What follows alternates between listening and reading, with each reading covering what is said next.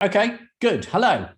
Sorry, technical issues to start with, just to make everyone feel comfortable that we can't make anything work either. Anyway, I'm very privileged to be here to talk to Frances Crook, who spent 30 years as a chief executive of the Howard League for Penal Reform.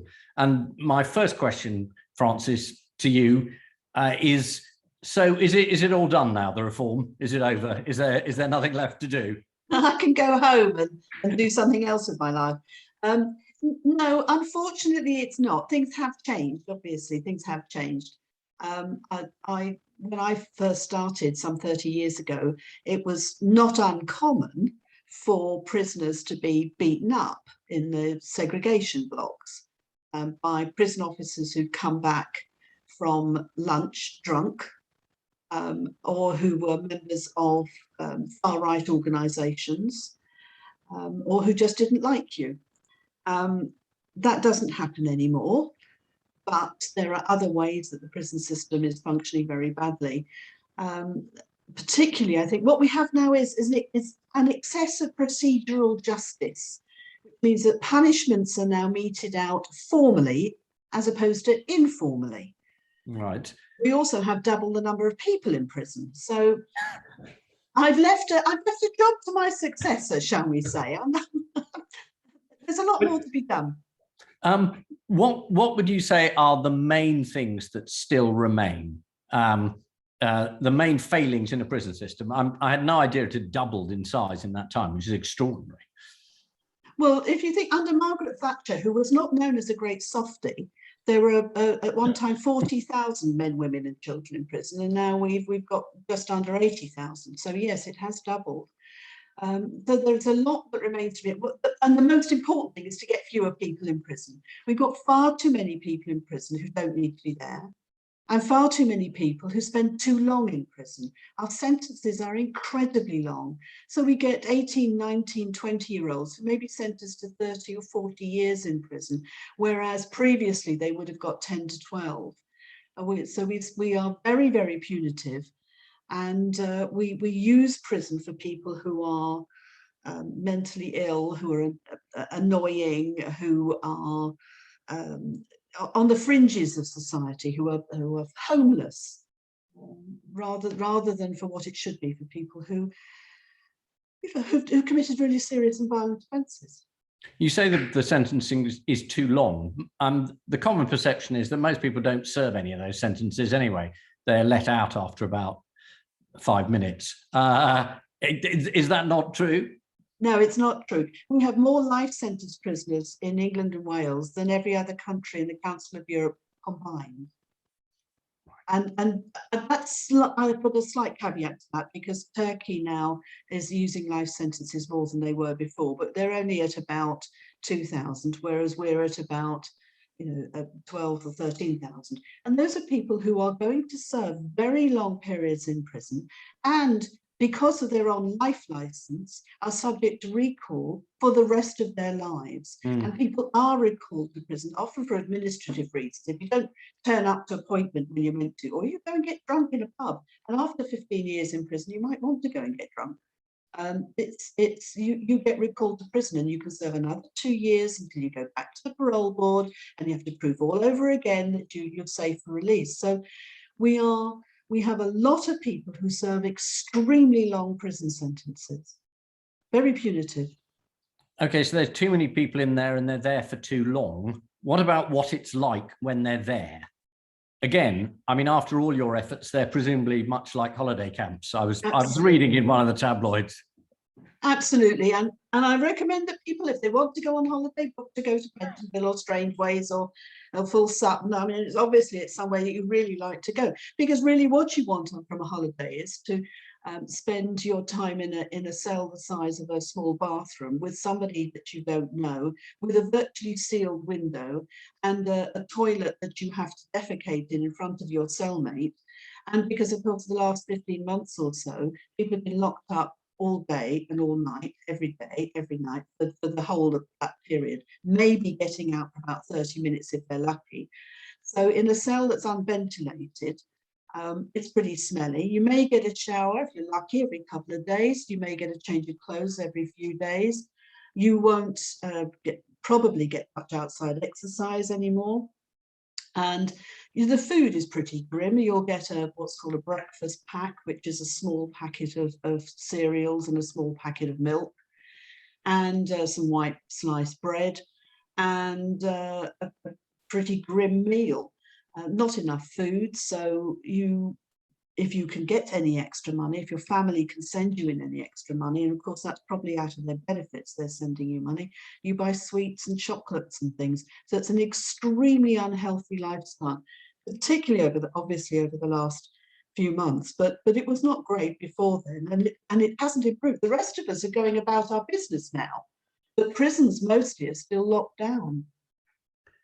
Those conditions sound very grim. Are they worse than they were 10 years ago, 20 years ago, 30 years ago? They go up and down.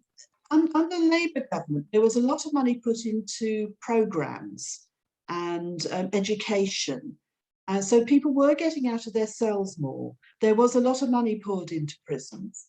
And that's happened as well every now and again with different secretaries of state under the last government as well.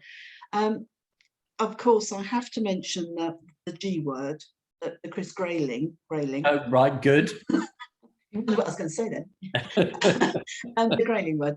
Because what he did was he closed a lot of prisons, which you'd think would be a good thing, but he didn't reduce the number of prisoners, but he did reduce the number of staff. So the number of staff were reduced by about 40%. That's not just frontline prison officers, but governors and other people. So you had more prisoners crammed into fewer prisons with fewer staff, and things got really bad.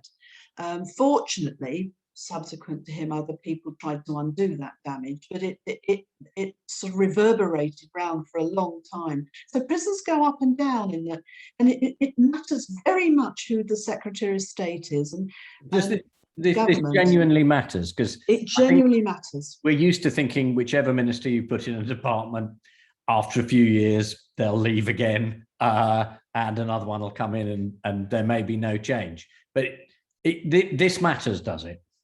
And that's a good point, actually, because when a Secretary of State comes in, they change things. And often it's like a tanker. It takes some years for that to work its way through.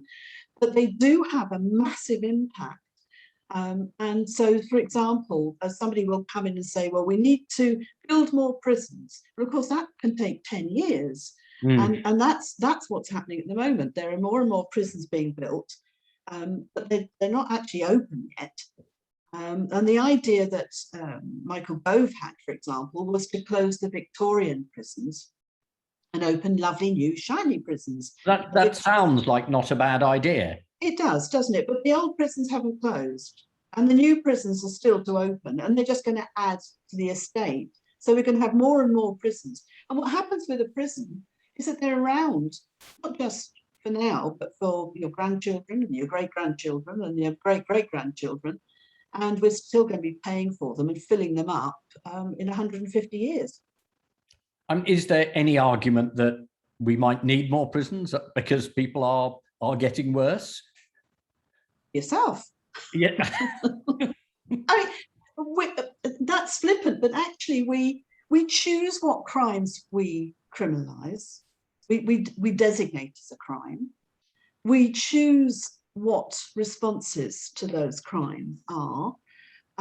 This is not sort of an immutable fact. It's often a very political thing what we choose. And lots of things 100 years ago weren't crimes, but we were very punitive about stealing a loaf of bread, for example. So no, there is not an argument for building more prisons. We have to choose not to send so many people to them and not to criminalise so much and create more and more crimes. I mean, this government has recently increased prison sentences for cruelty to animals. Now, I like animals. I've got a cat. I don't want to be cruel to animals. But there's no evidence at all that sending someone to prison for being cruel to an animal for 5 years instead of 2 years is going to protect any cats or any cows or any animals. It's simply not true. But so this happens all the time. There's this sort of, and of course today we've got people are making speeches at Labour Party conference, and again, I'm absolutely sure they'll be threatening more criminalisation and longer sentences for things, and it just gets sort of a spiral of competition. Who could be more punitive?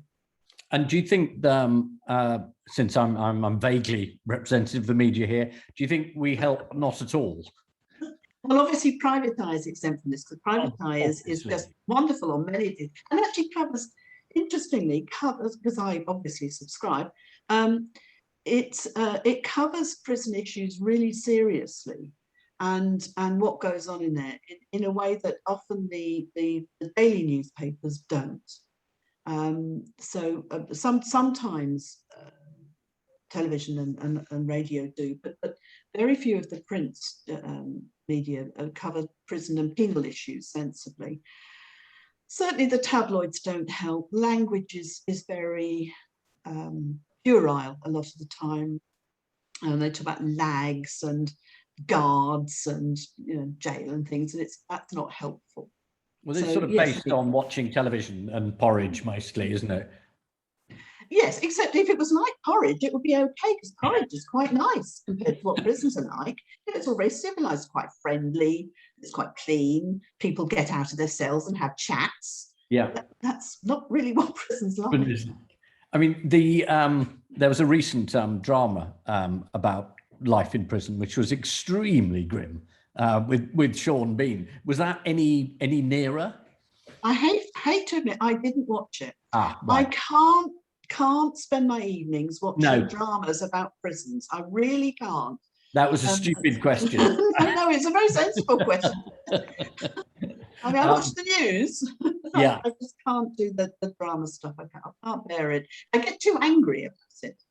Okay, so if we can't put more people inside, and endless newspaper articles saying we need longer sentences, we need more things criminalized, if we can't do that, I mean, your organizations on the whole tend to try and find an alternative, which is what? Well, it depends. I mean, there's no one simple answer. But I'm a fan of restorative solutions. I think we should try generally to make things better, not worse. That you want to make things better for if there's been a victim, an individual victim. You want to make things better for their family, because often if you've been a victim of crime, it affects your family too. You've been burgled, for example, or you've been assaulted in the street. It's everybody who suffers. You want to make things better for the taxpayer. You don't want to charge cost of money unless you have to. You want to make things better for the people who work in the system, lawyers and the probation officers and the health services. And you want to make things better for the person who committed the crime so they don't do it again. You want them to say they're sorry, to understand what they've done, to understand the implications, and not to do it again. That's the kind of system I'd like to see. The trouble is our system at the moment does the opposite. It makes it worse for everybody. It makes it worse for the individual, but it makes it worse for the victim, for their family, for the taxpayer, for the people who work in the system. So I want a completely different sort of justice system, so that it's a restorative, it's a healing system. And I think that, and there's been a lot of research that sort of thing works very well, and victims like it. Victims don't tend to like anything in the justice system, really, because they come out of it really badly. But they do like restorative solutions. They want an apology, they want to feel safe. I mean, when I first met you and you were trying to get me to do things which I didn't want to do, because I'm too lazy on the whole. What I thought was good was your appeal to people's selfishness, which is to say you should support penal reform because you'll be safer, it'll be cheaper, your taxes won't go to wastage, and you will live in a safer society where people aren't re-educated by going into prison to come out again. I mean, have you consciously appealed to people's slightly worse nature in order to get things done? I think we've all been victims of crime at some time. I certainly have. I've been burgled 3 times. I've had my handbag stolen. I was punched in the face in the street outside my house and had my handbag stolen. My family have been victims of crime. I mean, nothing absolutely horrendous, but it it does affect you. You know, I was assaulted in the street, you know, and it was maybe 15 years ago, and I still, when I hear footsteps behind me in the dark, I still cross the road or slow down or look behind me. It does affect you. So I don't want that to happen to people. Sorry, it didn't make you think, I want to lock someone up for 25 years. I would like him, it was a man, I think they're pretty much all men, I'd like to see him. I want to face him. I want to know why me, and I want him to say, I'm sorry. That's what I wanted more than anything, because I didn't want him to do it against somebody else. Mm. Well, that seems very brave. Do you think that's what most people want? I think it's right that there's anger. Of course you're angry. But that's why we have a justice system, to intervene so that you don't take out individual revenge. You don't go around, you know, hunting people down, and we don't have vigilantes. That's what the justice system is there to intervene in. But mostly, and the research does show, mostly people pretty much do want an apology and want to feel safe, and they don't want it to happen to someone else. Have you been a victim of crime? I have, but I'm thinking about what you said earlier just now. It's mostly men, and almost the first thing you said to me was men, women, and children. Over your 30 years, I know one of your achievements has been to reduce the number of children ending up in the penal system, and certainly ending up in prison. Do you think that's one of the most important things you've done, changing the balance of the population? I absolutely do. I'm so proud of that. I would like to have got the law changed so that children weren't involved in the criminal justice system at all. But having worked with the police now for some 10 years, we've worked with the police to support their efforts to keep children out of the criminal justice system by reducing child arrests. And that's been amazing, and all credit to the police for doing that. I mean, I think Howard League helped because we were the only charity working with the police on child arrest. But when we first started, it was around nearly a third of a million child arrests every year, and it's gone down now to about 70,000. Still too many, but that means that hundreds of thousands of children have not had their lives blighted from being arrested, being held in a police station, possibly prosecuted. And it also means that fewer children have gone through the system because they're not getting arrested, they're not going through the system. And the population of children in prison has gone down from 3,500 to about 500. Still too many, but I do think I'm very, very proud of the work that the Howard League has done on reducing child arrests and keeping children out of the system. Well, someone suggested that maybe 100,000 children have been spared that process, basically, of being educated into being a criminal themselves when they grow up, which is, I mean, and that's an outside guess. Do you think that's right? Absolutely, I think that's very good guess. I mean, there is very robust research that shows that if the police get involved in children's lives, it makes things worse. That cohort studies on thousands of children, and mostly the criminal justice system is a research-free zone, you know, sentencing and things. But the research by Edinburgh University on the cohort shows very clearly that, like for like, the police intervening and criminalising children has a very damaging effect and is more likely to lead them into worse behaviour and more crime rather than less. It is not a deterrent, it's actually an attraction. It sucks children into the system, and it can be a lifelong devastating intervention. Okay, after children, what about pregnant women? Which, again, something, as soon as I saw that story, I thought Frances would be on commenting about it, and there you were. What is the situation? Well, the story this last week is of the report on the baby who died in Bronzeville in the Sodexo prison is the most horrendous thing I've read in ages. I had members of staff in tears, and you know, and we're a hardened lot. We deal with really grim stuff. I'm sure the people who are on this call know about it. But some of the details are horrendous. She gave birth alone in her cell. There was blood everywhere. She was cradling her dead baby for hours, despite the fact that the prison staff, the private security staff, were looking at her through the cell door and shining a torch at her. It was only when other women prisoners raised the alarm that something was done. She had to bite through the umbilical cord herself. Yeah. And it's just unbelievable that a prison could allow that to happen. The prison had no proper neonatal resuscitation equipment. Staff weren't trained in doing even the healthcare staff, because of course it's private healthcare staff. It's not NHS staff they've got there. So it's absolutely horrendous. And it was not the first time. Other women have in prison. The ambulances have not been called.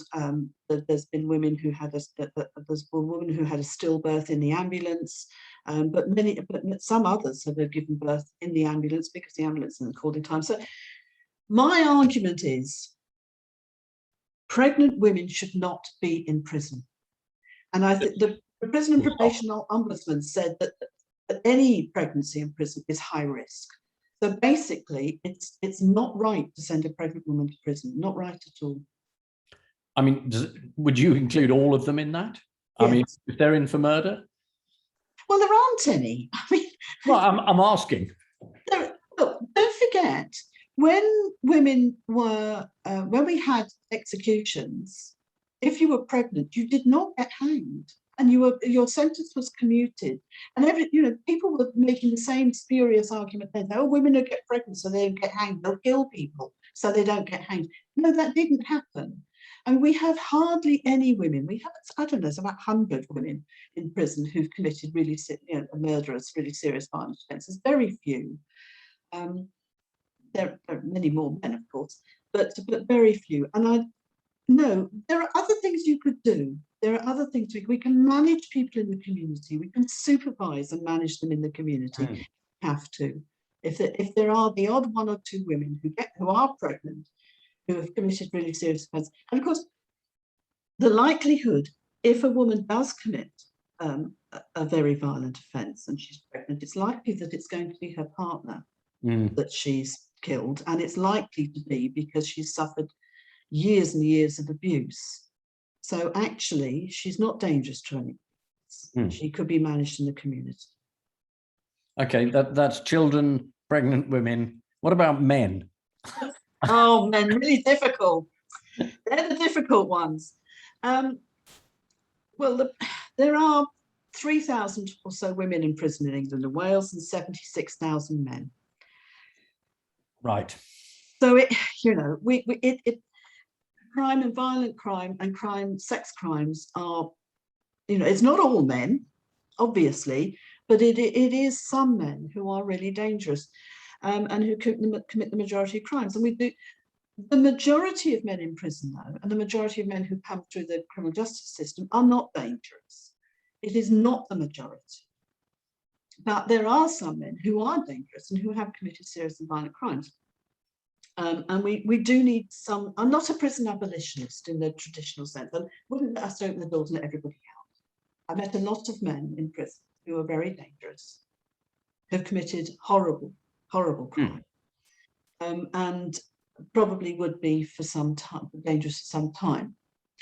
But the prisons as they are so gross and so badly run and so horrible that they just make things worse. They don't make things better. So I would even for men, change it. Even for men. Right. When in your resume of the Bronzefield case, you referred to the private prisons. I mean, let's go there. Does privatization help in this particular sector? He asked ingenuously. Look, I'm not against private engagement with prisons. I think private companies can employ prisoners, and that's a whole different conversation. But I'm against private management of prisons. I think locking people up for profit is morally reprehensible. I just think it's wrong. And sometimes we have to call things out and say that that's just wrong. So we shouldn't have private companies running prisons. I think also healthcare should be NHS. And that's particularly important because you get through care. If you get the NHS, you're more likely then when people come out of prison to be linked into the local community. Many prisons don't have a GP, but at least you can get some kind of ongoing help with drug addiction, with mental health and things. So the prison healthcare should not be commissioned out. It should be NHS care. The actual supervision, is there, you say, you know, penal system is research free. Is there any evidence that handing over prisons to private companies makes them more efficient? No, it's variable. I've been to a prison where there were men convicted of all men convicted of sex offences, and it's run by a private company, and it was a very calm, well-run, efficient prison. It still doesn't make it right. But many of the private prisons are absolutely awful. Some of them are the most overcrowded in the country, and you just have to ask, you know, how they're making a profit out of locking up more people than they should hold. So they haven't solved the problems, and a mixed economy like that just makes it more complicated to get change and to reform. So they certainly haven't made things better, and in some cases they've made things a lot worse. Education in prison, does that work? Yes, education always works, and I speak as a former teacher. Ah, right, of course. I started my professional life as a secondary school teacher in inner city Liverpool and London. I'm absolutely passionate about education, but education for its own sake. It's not education to reform people. It's education because it's a great thing. It's a great thing to read and write and do art and creative things and music, to read books. Of course, we ran a campaign to get more books into prisoners. So educate, yes. And if you're going to spend your time in prison, you should have the opportunity to read and to learn and to flourish and to better yourself, which is what education does, I think. So absolutely it works, but whether it turns people into model citizens, I don't know, maybe some. But I mean, that was one of the issues that did hit the headlines when first it was books and then it was guitar strings, wasn't it? Were banned from jail. Yes. So that people couldn't read and they couldn't play music, which seemed to me taking the punitive bit of the penal system to its furthest extreme.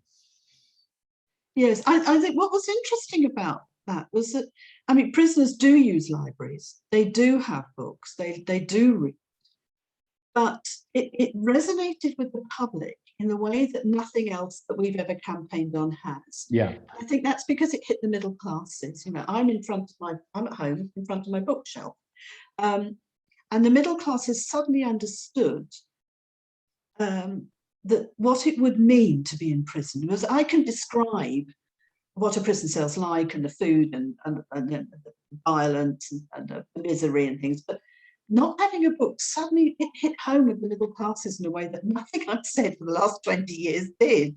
And we got real engagement. And I think that was very important, because if you can't empathize with people, if you can't understand what people are going through and suffering, then you can't do anything about it. Because these are people, they're people working in the prison, they're families of prisoners, and they are people locked up. Unless you can understand that and empathize with it, you know, we're not going to get change. How important do you think prison visiting is? This is where I met you, and this is where you dragoon people into. I took you. Yes. It was. Where did I? Was it Wandsworth or the Scrubs? I've done a few. You've done a few. Good. And Brixton, yeah. Which are certainly, certainly eye-opening, which they're deliberately so. But I mean, that's very much part of your trying to educate the public into what these places are like. Yes, and we were doing it also to raise money, I have to say, because we are, the Howard League is an independent charity, and we don't rely on government grants, so we have to get money in from people, lovely victims like you, Ian. My father was a prison visitor. He used to visit a prisoner in Brixton. I can remember him coming back, and it was an individual prison visitor. He went to just, to hold hands, as it were, and to go on the life journey with the prisoner. And other members of my family have done the same thing, completely separate to my job. So the public knowing what's going on, I think, is important in order to get change. So yes, visiting prisons, visiting prisoners is important, understanding what's happening here. Yes, I mean, again, I found sort of every time I went that I was both challenged by what you were showing and also just incredibly amused by how resourceful and funny the prisoners were about what was happening to them. And in ways I didn't expect, really. I mean, I had a meal where I said there was a young prisoner and an old prisoner. I said, what are conditions like nowadays? And the old bloke said, oh, it's incredibly soft nowadays. I mean, it's, it's no deterrent at all. And the young bloke looked at him and said, well, you're still here. Yes. So there's a life in there which is going on, and an awareness, which I think you can just say, oh, prison, miserable, no idea what's going on in there. Yes, I think that's right. There's a lot of talent in prisons. A lot of I mean, the people who tend to end up in prison are not very good at crime, because they're the ones that get caught. But there's a lot of talent and unrealized talent, people who could have been sometimes very different given the opportunities and the life chances. A lot of young people who've been brought up in care, who never had the life chances that you and I have had, who end up committing crimes of one sort or another, or getting into trouble and end up in prison. But given a chance in life, they could have been Prime Minister and maybe done quite a good job of it. Yes, and you were talking about the middle class earlier. I mean, I went to an open prison, and the governor was very keen to tell me that it wasn't just a middle class prison. I mustn't think that. And then as I was leaving, one of the prisoners said, "We've got a bridge club later." Yes. Again, yes, but it's always a surprise to me. I mean, don't forget there are a lot of, and again we come back to men, there are now 15,000 men in prison who've been convicted of sex offences. They're a huge portion of the prison population, and many of them are quite old, but many of them are very middle class now. These are people who got caught with child pornography on their computers, or who historic sex offences against members of their family. And so there are a lot, and they spend a long time in prison, but they are educated. It's interesting how 20 or 30 years ago, the vast majority of the prison population had the reading age of 7 or 8 year old. That's not true anymore. It's the proportion has gone right down. There are still people who come from care or who have mental health problems and things, but there are the proportion of prisoners who are more middle class, doctors, lawyers, comedians, broadcasters, do-gooders, charity workers, all sorts of people convicted of sex offences, has changed the population quite noticeably. Okay, well, as ever, you've only really spoken about other people, and I meant to be talking about you a bit. So you mentioned the phrase "do-gooder," which I'm very keen on, the do-gooders generally. But I mean, why did you go into this? What is your motivation? Well, I suppose doing good is better than doing bad. That's a sort of simple answer. It's trite, but it's true. Early on, I was very political. I was, and I come from a very political family. My uncle fought in the Spanish Civil War, and then went to China to be part of. You mean left-wing political? Yeah, I do. Yeah, that's true. Other politics are available.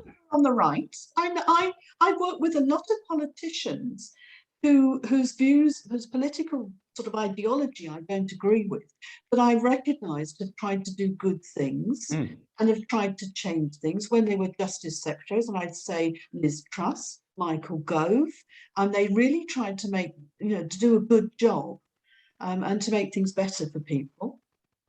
But my own personal motivation, so there was politics, but the other thing is, of course, there's nominative determinism. I was born to it. Frances means freedom and Crook means a criminal, so I have to free the Right, yes, so you never had a chance. I never had a chance. But, you know, I started in teaching, and I used to teach kids in Liverpool who would, you know, be off doing naughty things. And, you know, I suppose. But you stuck it a long time. I mean, 30 years is a long time. I was working at Amnesty International before, for 5 years. I was a campaign organizer at Amnesty International, and that was so distressing. That was so awful. And I can remember sitting looking at photographs from Cambodia, of just piles of skulls and just sobbing. I thought, I can't do this anymore. I just can't do this anymore. I have to go and work in nice prisons instead. Well, I suppose they're relatively nice, but I mean, yeah. Amnesty, you were trying to get people out of prison, and then you moved into just trying to make prisons here better. There is a consistency in your life, isn't there? There is, and also, I mean, it is about making the world a better place. I think we have a duty. I mean, I'm not religious at all. I'm an absolutely firm atheist. But I still think we only get one chance. This is it. This is not a rehearsal. This is life. You have to do the best you can, and you have to try and make the world a better place. So I want to make the world a better place for victims of crime, but also for people who transgress, because I think, you know, the imprisonment is the worst thing we can do. And it would terrify me. Being locked up and be caged would be so appalling to me. I miss my family. I couldn't bear it.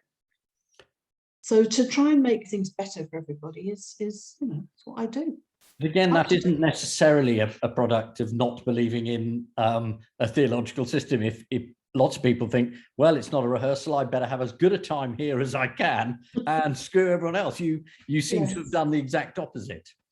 Well, I hope so. I hope so. I mean, I think those people who think, oh, I'll just enjoy myself, and, you know, on their deathbed, they really think that they've done a good job, and for their families. You know, I think we have a duty to our families. That I've got grandchildren now.